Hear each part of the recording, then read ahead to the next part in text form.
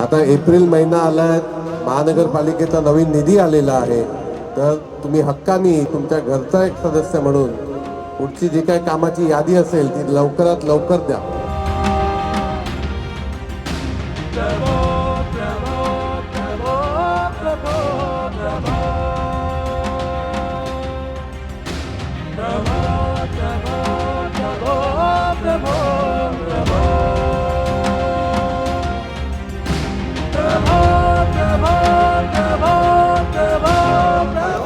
दिवस किमान प्रॅक्टिस करून मी पण इकडे गाणार आहे.